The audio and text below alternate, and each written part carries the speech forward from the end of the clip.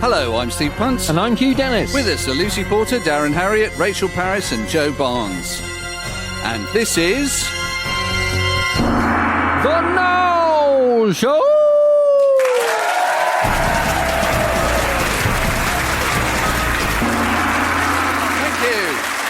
Thank you very much. Hello, I'm Steve Punt, and thank you all for coming to this confined space in a major population centre. We should all enjoy this while we can. It is possible that large gatherings of people may soon be banned, so that only the Lib Dems will get to have a party conference. What a lovely audience. It's amazing how much noise 30 people in face masks can make. Yeah, and you're very lucky because they're very hard to find. Fortunately, we found a job lot of second-hand ones from an asbestos removal company.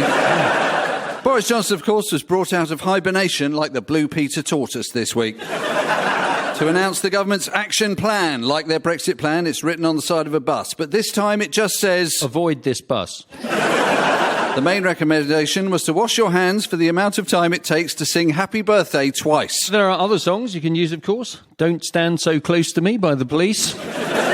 A rousing chorus of Staying Alive. Although the Prime Minister likes to sing Happy Birthday every morning anyway, just in case it's one of his children's birthdays. Now, the advice, of course, has had its effect. Dettol hand wipes and soap have sold out everywhere. eBay currently has front row Genesis tickets going for less than a bottle of hand sanitizer. The hope is that all this will stop the outbreak from being a major catastrophe, and so far that's worked, particularly for the pharmaceutical companies and soap manufacturers, who must be high-fiving each other before realising what they've done and rushing off to wash their hands. According to the Chief Medical Officer, the main thing we need to stay healthy is hand gel with warm water. So for the next few months, that is what I'll be drinking. Are we overreacting? Why are people demanding a vaccine for this virus while refusing vaccination for another virus that kills 140,000 people a year? That's the global figure for measles, a virus spread in a very similar way, but which doesn't prompt people to travel around looking like an extra from Holby City, hoarding toilet roll and refusing to shake hands. Some say we should show a stiff upper lip. Others worry that having a stiff upper lip might be one of the symptoms of the virus. It's certainly that sort of uncertainty that's meant that faced with a serious outbreak of a deadly disease, suddenly experts are back. Yes, after 4 years of being told we're tired of experts, we've decided that when it comes to virology and immunological research, some expertise might be quite useful. This is also very much the case in the United States, where 38% of people are worried they might catch coronavirus from Corona beer. And the president has said that... I am too scared to touch my own face. He also told a press conference that... A vaccine will be ready very soon. Even though he'd just been told it would take 18 months. And best of all, when informed that 15,000 Americans a year die from flu, he said... Nobody knows that. Nobody told me that. In other words, I didn't know that, but my ignorance is someone else's fault. See, in a crisis like this, nations tend to act oddly in character. The Germans have banned handshakes, the French have banned kissing on the cheek. And the Chinese have used the military to lock down entire cities, stopping all travel by closing highways and rail lines. Yes. Now, in Britain, we have our own way of doing this. We use roadworks, signal failures and planned engineering closures to make travel so impossible that no one tries to go anywhere. The Chinese have also developed a technique to avoid shaking hands. Instead, people kick each other's feet to say hello. And this has become known as the Wuhan Shake. It's going to be very confusing. Well, that incident has been referred to VAR. This could be a red card. He lunged straight for the foot there and got nothing of the ball. And here's the official decision from Stockley Park. VAR says, cultural misunderstanding. Free kick. And in America, to avoid handshaking, people have started bumping elbows together. Which also won't work here. It might work for young people, but everyone of a certain age is going to be thinking... Bump elbows, nudge, nudge, wink, wink, cough, cough, wheeze, wheeze. Could be contagious, But interestingly, thus far, we haven't been advised to do any of this because our Britishness may give us some natural immunity. As the most standoffish nation in the world, we are temperamentally protected from a virus. There is no obvious danger to health in greeting someone you know really well by just nodding and going, all right. You are unlikely to catch coronavirus if you've never hugged anyone in your life. British manners may save us. This may be the best place to be, in a country where our eyes never meet and our fingers never leave the screen of our phone. We never look at people, so we're unlikely to breathe on them. We naturally maintain a safe distance from our fellow citizens by use of the age-old British greeting... What are you staring at? For the British, though, there is, however, one really scary side of the epidemic. The idea of being in isolation with our nearest and dearest for weeks on end. Families up and down the country are already having the discussion. Now, where do you want to go if we have to self-isolate? And for many, the answer is the same. Anywhere you're not. And even within the family house, the safest place will be somewhere completely on your own, which gives parents the chance to turn the tables on their teenage children. Mum, please, will you come out of your room? Don't want to. But you've been in there for days. Your daughter and I just want to see you, give you a hug, and to check that you're all right. Mum! Oh, leave me alone. I'm counting our toilet rolls. So let's look on the positive side. This outbreak is achieving many things people thought were impossible. Nitrogen dioxide levels have dramatically dropped across China. Flight cancellations are reducing carbon emissions worldwide, and Venice, where they've been complaining for years about the number of tourists, has seen a significant drop in visitors. Even though they've been stockpiling masks since the Renaissance. Thank you very much. Now, our next guest thinks online banking is a scam, so pays for everything with pennies stolen from her children's piggy bank. Would you please welcome Lucy Porter? Now, unlike many people, I've been really looking forward to self-isolating because I thought that with a couple of weeks to myself, I could really get to grips with semaphore. But this week, I read reports that there are things just as scary as coronavirus lurking inside the home. These scary stories mostly concern the Internet of Things, which is a phrase vague enough to just sound slightly sinister, but apparently it means stuff like having your washing machine connected to the internet so that you can wash your pants with an app. I'm not that impressed with the Internet of Things. After all, my gran had an integrated network of programmable appliances for years. It was called a Teasmade. The National Cybersecurity Centre, I don't know what that is, but it's a hell of a sexy name, has advised people to change the settings on their baby monitors after buying them, since the cameras can be watched by criminals over the internet. I'm not sure criminals hacking into baby monitors is such a bad thing. When you've had a baby, you find them endlessly fascinating, but no one else is really interested. It's hard enough getting people to care about your kids' pictures on Facebook, and that's friends and family. Frankly, if some random guy in St. Petersburg wanted to look at them, I'd be delighted. This week, hackers pulled off their most middle-class crime yet. They hacked Tesco club cards and redeemed a load of other people's points. Guys, things just got real. You can take my privacy, you can watch my children sleep, but I will fight you in hell before I let you take my voucher for a £5 bottle of Pinot Grigio. Of course, once I realised how vulnerable supermarkets are to security breaches, lots of things started to make sense. I'm pretty sure the wheels of the shopping trolleys are being controlled by Al-Qaeda. And whoever's putting Smarties mini eggs by the till is clearly exercising powerful mind control over me and forcing me to buy about 15 bags with every shop. Someone walked past my trolley the other day and asked if I was stockpiling them, and I was like, no, that's just my normal amount. Apparently, 19 million people have a Tesco club card. That's nearly 2 million more than voted for Brexit. Imagine the arguments, heartache and division the country could have been saved if instead of a referendum, the government had just offered us all 20 pence off a multi-pack of Twiglets. It was also revealed this week that Amazon's smart doorbell system keeps records of the exact time their Ring doorbells are activated, right down to the millisecond. And yet they still can't estimate a delivery slot closer than the nearest 4 hours. BBC News suggested that from this data, somebody could extrapolate when you're home and what your social life is like. I've got enough in this world to worry about without my doorbell judging me for never having friends round. Maybe I'm happy with my friends all being TV characters' doorbell. Shut up, you're not my mum. The most upsetting thing about this story is that from now on, if Amazon leave a card saying I was out when they tried to deliver a package, it's doubly annoying because they definitely did know that I wasn't in.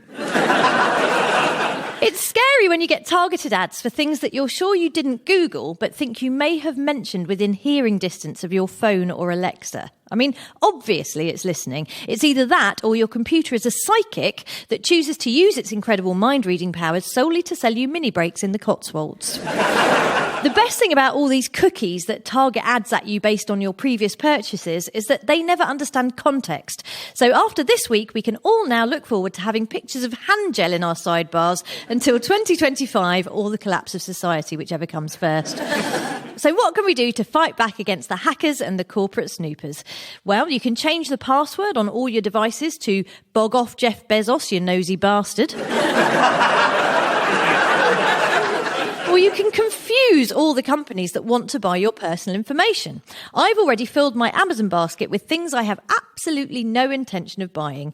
Leatherback driving gloves, a replica Viking longboat, and the complete novels of Edwina Currie.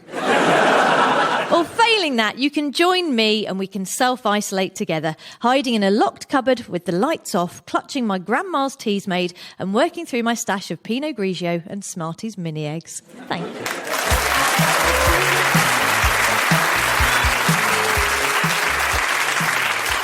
Now, the British public often complain about too much coverage of American politics, which is odd, since America will soon be setting our trade policy, so it's as well to keep up. Yes, and between now and November, you can be pretty sure we're going to be hearing a lot about the US election campaign, a gruelling 6 months of candidates travelling hundreds of thousands of miles as they crisscross the country, flying endlessly from state to state, followed by plane loads of reporters, Greta Thunberg vainly trying to keep up in her canoe. The basic principle is simple. The country splits into red states, Places which largely vote Republican, blue states, places which largely vote Democrat, and swing states. places where you can have sex with other people's partners. But before voters get to vote, registered party voters vote on who they want voters to be able to vote for in the actual vote. This week it was Super Tuesday. Which is super in the way that Sky Sports insists that a normal Sunday's football schedule is... Super Sunday. It sounds better than multiple state primary day, and it gives us a chance to see who the Democratic Party will nominate to lose to Donald Trump in November. The whole thing is like a giant reality show. This week, the 77-year-old beat two 78-year-olds and a 71-year-old for the right to take on the 74-year-old.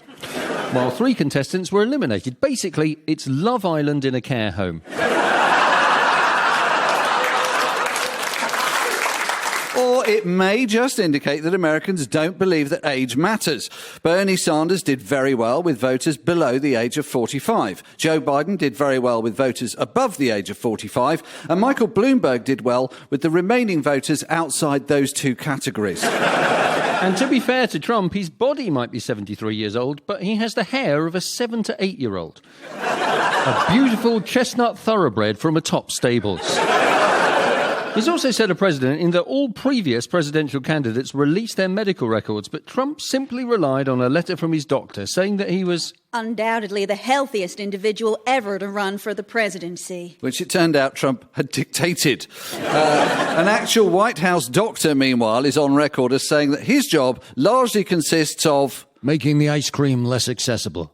And also hiding cauliflower in the president's mashed potato. And, of course, not telling the president that lots of people die of flu. Nobody told me that. Nobody knows that. Sure enough, all the current candidates have followed Trump's lead and have not released their medical records, leading to a fight between Sanders and Bloomberg about who had a heart attack first. Very much what you expect of top-level political debate. No, you had a coronary. I didn't have a coronary. You have bad arteries. No, there's nothing wrong with my arteries. My arteries are perfect. I have trouble with my back. You think you have trouble? Let me tell you about my back. Gentlemen, we have to move on to the next question. Tell us what you think about how much time young people spend on their phones. Well, don't get me started on that. It's ridiculous. Now, on the one hand, it is true there have been papal elections with a lower average age than this one. On the other hand, senior citizens are a vital demographic, both politically and, of course, economically, as you can see every time you switch on a TV. As a Saga member, you could get 20% off at Ibis Hotels, win a free road trip through the Namibian desert, or from November 2020, become leader of the free world. Follow us on Twitter or use the hashtag, how does this thing work again? This is, however, a significant moment in the presidential race, as for the first time, Biden is in the lead. Now, of course, he'd been written off only 2 weeks ago, so that when Biden won this week, they could pretend it was an amazing comeback rather than being exactly what everyone expected all along. It was never going to be easy for Sanders, who is vulnerable on some issues, his refusal to back gun control, for example. Or his controversial refusal to reveal his secret blend of 11 herbs and spices. Biden's comeback caused some other moderates, such as Amy Klobuchar and Pete Buttigieg, to drop out, and this changed the game, reducing the field to candidates whose names people could spell easily. And then Bloomberg and Elizabeth Warren dropped out as well, leaving the producers worried that they might need to fly Noel Edmonds in as a last-minute addition to the lineup. For us, though, there may be an upside. Having wasted $500 million of his own money, Michael Bloomberg has revealed himself as a man prepared to invest in projects that may have no economic return. We could use that. Come in, Mr. Bloomberg. Let me show you something that may interest you.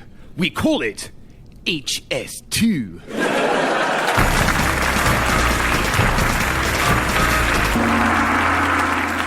Can comedy solve climate change? Probably not, but in the meantime, here's comedian Darren Harriott. Greta Thunberg came to Bristol last weekend. Tens of thousands of people came just to hear her speak and join a march around the city centre, which does sound better than the number one best thing to do in Bristol on TripAdvisor, which is currently look at a bridge. I have been to Bristol many times, and people are always quick there to tell you the things Bristol is proud of. For example, Ribena was invented there. There's lots of other stuff, but I only really cared about that one. Oh, also, they invented bungee jumping, which is the opposite of Ribena. If it ends up in water, something's gone wrong. It rained heavily on the day, and protesters were standing on the college green, which, unfortunately, was left in a mud bath, and the area had been destroyed. It prompted a fundraiser for repairs to be carried out that has now reached nearly £14,000. I like Greta. I think for all the wrong reasons. I just like how the media make her seem like she's always angry, but she has pigtails. I grew up as a kid watching cartoons and fairy tales where women with pigtails were either damsels in distress or someone who burns their mouth eating bear's porridge. When it was announced she would be visiting Bristol, as much as people were excited, there were people who weren't happy and tried to encourage violence against either Greta Thunberg or those taking part.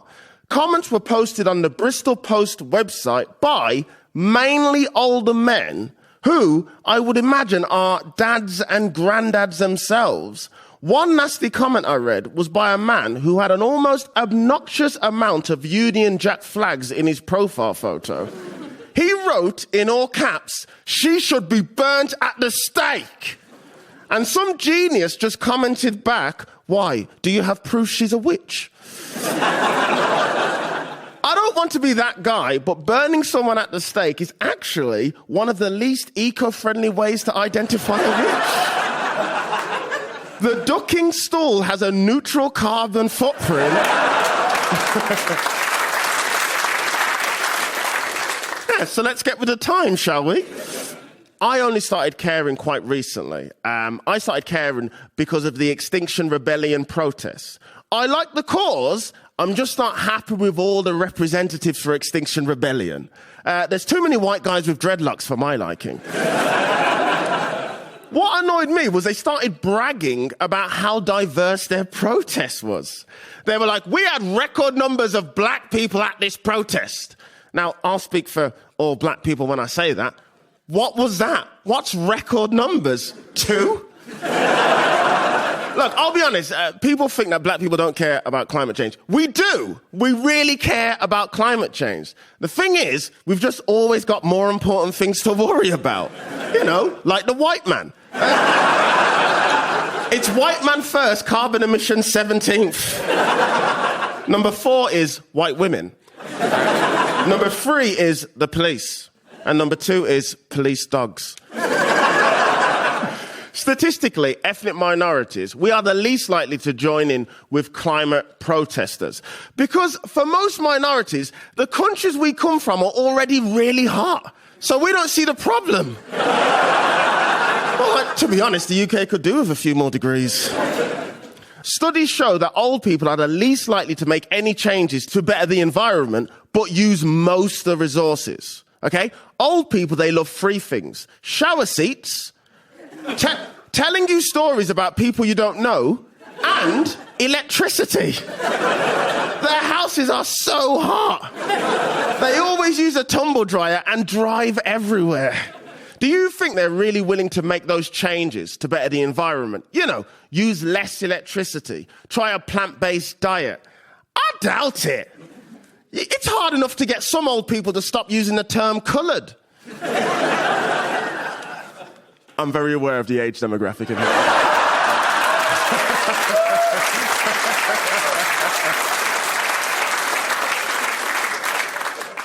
I am generalising, but look, it's not all old people. It's not all. It's not. I'll give you an example. Sir David Attenborough, okay? Sir David Attenborough, for example, is really leading the charge on climate change, which is great. However, I do find it funny that he's really adamant about change when his TV series are some of the highest grossing DVDs of all time. He is responsible for so much plastic washed up on the ocean. There are dolphins who have choked on a Blue Planet DVD, which has a picture of a dolphin on the front cover. It's the circle of life. Last month was the wettest February in the UK since records began in 1862, according to the Met Office. It always gets me when they say, since records began. Like one day someone said, yeah, we should keep a record of the rain. Before that, you were either just wet, not wet, or a witch. People worry more now about climate change. A survey suggested that a quarter of people felt that climate change was the most pressing issue facing the UK. The other issues were Brexit, inequality, and was Ribena really invented in Bristol? During February, we had vast volumes of extreme rainfall over parts of the UK, courtesy of storms Ciara, Dennis, and Jorge. My favourite storm was Dennis, just because its name's Dennis. It sounds like the sort of storm that not only would tear apart your shed, but also build you a better one.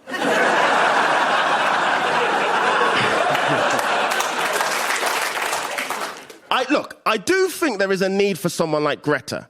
Young and the voice of a generation. I actually don't think she's always angry. She's just passionate about saving the planet, which I respect. When I was her age, 17, I wasn't passionate about anything other than underage drinking. Me and my friends would go to the park after college and just drink cans of beer. Now that I think about it, we didn't put any cans in recycle bins. Cheers, guys.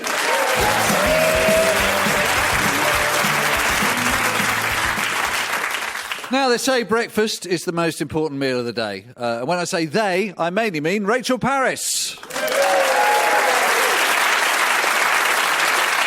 This week, The Telegraph reported that Brexit negotiator David Frost had enjoyed a patriotic breakfast before leading the first day of trade talks. I vow thee to my country, eggs, bacon and baked beans. People were quick to mock this, with LBC's James O'Brien leading the charge. And did they eat at breakfast time foods from an English greasy spoon? But why shouldn't eating a fried breakfast be an act of national loyalty? Maybe that's what we all need right now. And why stop at breakfast? Think of Britain, think patriotically. Fingers in ears, la la la la la, just think of your country. A patriotic breakfast with a patriotic sausage and a patriotic cup of Yorkshire tea. Wear a patriotic trouser suit from M&S with a patriotic stain on the left sleeve. Think of Britain, think patriotically. Fingers reason is, la la la la la, just think of your country. At a patriotic end of the patriotic day, you get home at a patriotic 10 to 8. Your patriotic husband asks you crossly where you've been, and you explain you patriotically worked late. Was Gary working too? He asks in a very British tone. I bet that patriot was with you this whole time. Leave Gary out of this, you cry, he's twice the man you are, as you down a patriotic glass of wine. Next morning, quite hungover in a uniquely British way, the smell of hope greets you in the hall. He's cooked eggs, bacon, baked beans, and yes, sausages as well. A patriotic breakfast truly solves it all. Think of Britain, think patriotically. Don't think about anything else, just think of your country. Need some comfort? Well, here's the recipe. Baked beans, sausages and eggs, and a good old cup of tea.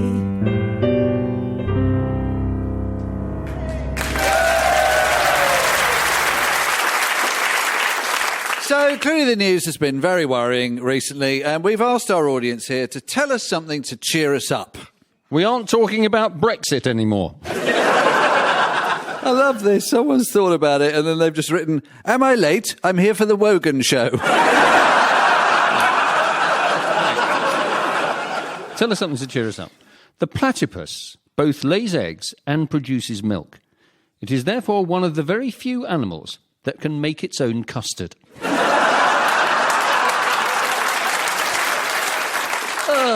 That's fantastic. So, thank you very much for those. We are indeed cheered up, and thank you for listening, and goodbye. Goodbye! You've been listening to The Now Show, starring Steve Punt, Hugh Dennis, Lucy Porter, Darren Harriott, Rachel Parris and Joe Barnes. It was written by the cast with additional material from Charlie Jinkin, Laura Major, Liam Byrne and Helena Langdon. The producer was Adnan Ahmed, and it was a BBC Studios production.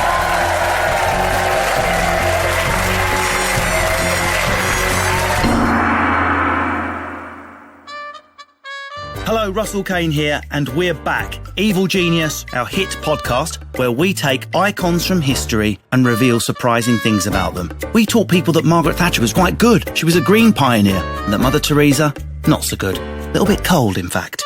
If you want to have your moral parameters kicked about, catch the new series of Evil Genius.